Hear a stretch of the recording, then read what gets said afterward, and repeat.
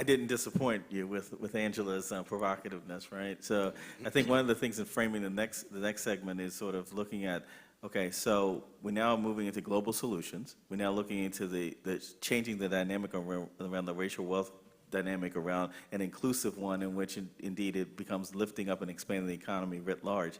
Jim's going to give us a background on what public policies have actually done to actually help and hinder in the housing sector, and then what they should consider going forward. And is really a great prelude to Congresswoman Waters as chair of the Financial Services Committee. So thanks, Larry.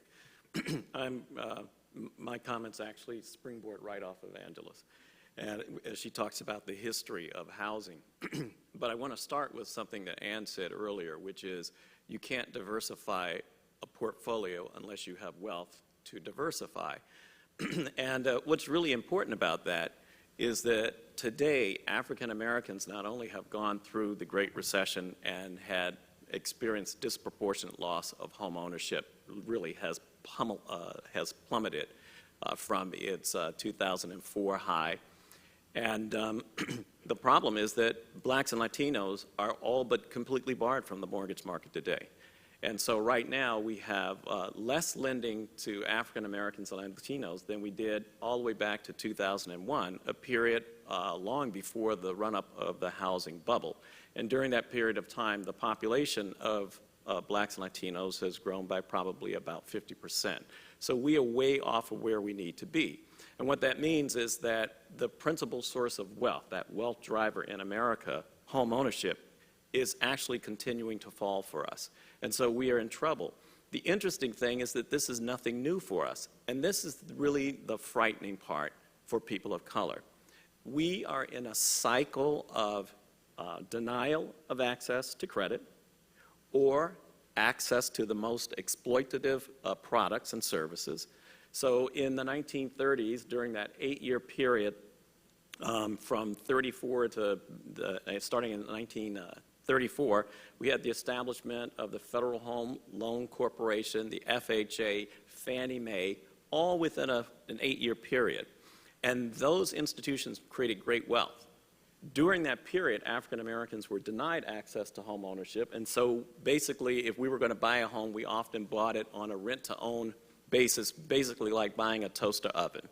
We paid a down payment, we paid monthly payments, we paid for the upkeep, and then if we missed one payment, that property could be taken from us, and it was, so that it could be resold again, and all of the equity went to the investor.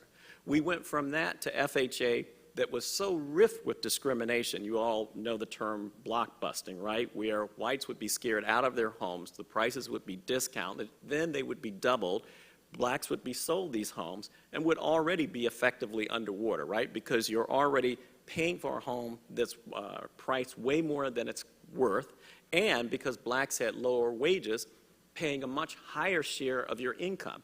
And that is one of the bedrock reasons why even today blacks receive less of a return on their housing equity, because they pay too much and they have fewer dollars to invest. So we went from that to subprime lending. It looked like in the early 1990s we were finally going to get into the primary market, and in fact loans to blacks and Latinos actually jumped between in 1992 and 1993 in the conventional market, and almost immediately went to high-cost, reckless subprime loans, and then ultimately the housing crisis, and then we're back today again.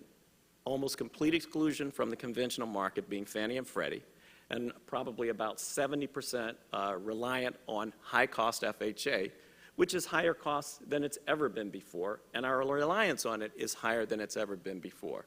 And so, oh wait, there are a bunch of investors who now are talking about a new rent-to-own product, right? I don't have any information about where, but it's a you pay the down payment, you pay the taxes, you pay the maintenance, and then if you do everything right, you may be able to own the home, except that the investors aren't identifying a single person who's entered into one of these contracts who's actually signed the second half of the contract to become an owner, right? So they're called yield enhancers. Well, if the investors are calling it yield enhancers, probably is not a good deal for the borrowers. The point is that we don't have access. And so there are lots of reasons why we don't have access, but there is no legitimate, quantifiable rationale. And so what you hear are things like, well, we can't lend all the way to the four corners of the credit box because if we do more lower down payment, that's going to create greater defaults, right? Or if we lend to people with lower credit scores, it's going to be higher losses. Or if we take a chance, the servicing costs are too expensive. The problem with all of this is that underwriting is so restrictive today that, in fact, the Urban Institute recently estimated that between 2009 and 2013, there are 4 million loans missing that could have been originated if, in fact, we were using the conservative underwriting guidelines of 2001. And because the numbers were getting larger each year, 2013 was 1 million, about 1.2 million, that means there are probably 5 million loans missing. So there are lots of rationale, but none of them stand the test of legitimate quantitative scrutiny. The third thing is that there's this false narrative around why we shouldn't even want to promote home ownership, right? So we've heard these conversations about maybe we went too far in home ownership without any recognition that subprime loans were mostly about refinance-ship, not home ownership, right? And so the idea that because blacks and Latinos fail with these exploitative, reckless loans, many of them designed to fail, that's a failed experiment in legitimate home ownership. And that false narrative is supported by a lot of intentionally misrepresentative data that looks at things like the effects of down payment while muddling together all the subprime loans right along with 30-year fixed rate loans. So you know the subprime loans are going to fail faster, so you know it's not a legitimate examination if you're talking about how it's going to perform if you're looking at 30-year fixed rate, not subprime, but your models are all showing subprime.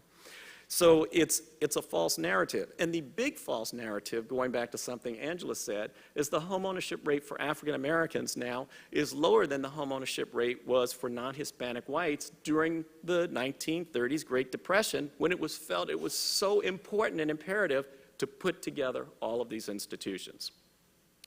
The fourth piece is that excluding people of color today is not the same as excluding people of color in the past. Today, because blacks and Latinos and people of color generally represent 7 of 10 net new households, failure to accommodate our needs in the mortgage market is a failure to have a robust housing finance system and its full contribution to the economy. So if you think about it, 5 million loans is a really heavy hit to the economy. And the fifth thing is that recent research, in particular Tom Shapiro's brilliant work recently showed that unlike education, actually increasing home ownership rates for African Americans and Latinos could actually close the racial wealth gap for African Americans and Latinos by roughly 30%. I think it was 32% for African Americans and 29% for Latinos. So here quickly with 30 seconds of what could be done. First of all, when we talk about expanding access, there's this false narrative that says, well, you have to loosen credit scores. Well, the Urban Institute's research just blows that out the window. You loosen them back to conservative of 15 years ago. But even beyond that, Fannie Mae, Freddie Mac, FHA are all using outdated credit scoring models, which everyone here who studied credit scoring models knew in 1995, before they were even finished being baked, were already outdated because they did not take into account the unique characteristics of people of color in the market. It makes absolutely no sense at all to be using an outdated credit scoring model when, in fact, both FICO, Fair Isaacs, that creates the FICO score, which is the industry standard, even states on their own website that their newest model is more predictive than the model that the industry uses. And VantageScore estimates that their score on the high end could, in fact, expand access for Latinos and African Americans by a full 30% per year. Why aren't we doing it? Who knows? A second thing is that the housing finance system of tomorrow should not be the housing finance system that did not work for us last year. the post-housing crisis finance system, if we're going to rebuild the whole housing finance system, should take into account that the first housing finance system didn't just deny blacks and Latinos access to housing, it destroyed our neighborhoods.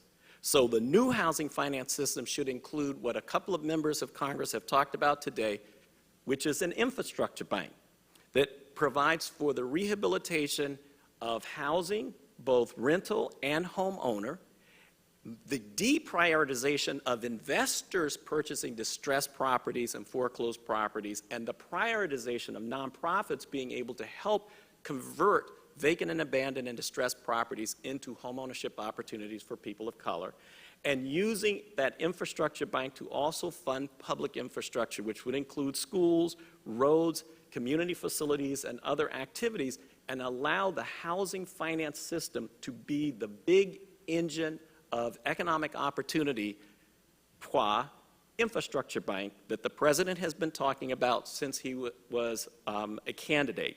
And then the third thing is that we need to focus on all of the small things. Lenders have a credit box that's here.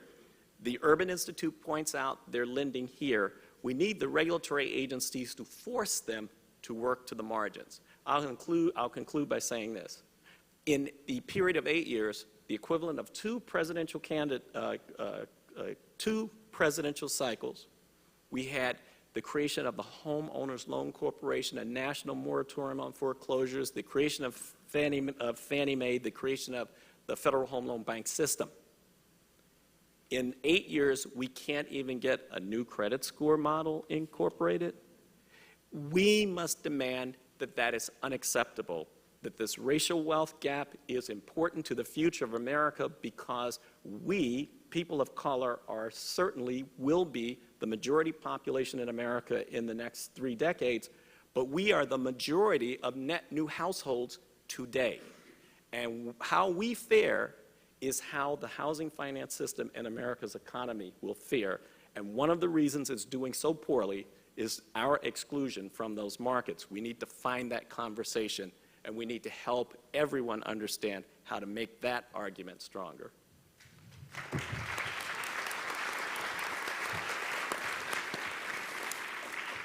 So, as I said, we have to be flexible with our panel. So we're going to be interrupted again for a good interruption once again. Thank you, Jim. I think you lived up more to even more to the advanced building about specifics. So I think Angela and Jim really provided us a framework for the bigger conversation we need to have after our speaker, which is about Americanizing this problem.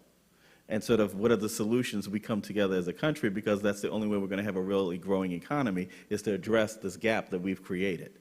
And what are the solutions thereof. But we're going to be interrupted right now by a great interruption with my dear friend, Congresswoman Maxine Waters, who's going to come and, so, oh, really? Okay, no, never mind. She's agreed that we can ask some questions. Okay, good, thanks. Okay, I get interrupted. So we're all flexible again. That's our theme. I'm going to go back to my other seat. So, with that, why don't we start with, we're going to do I'll do 2 questions for the panel.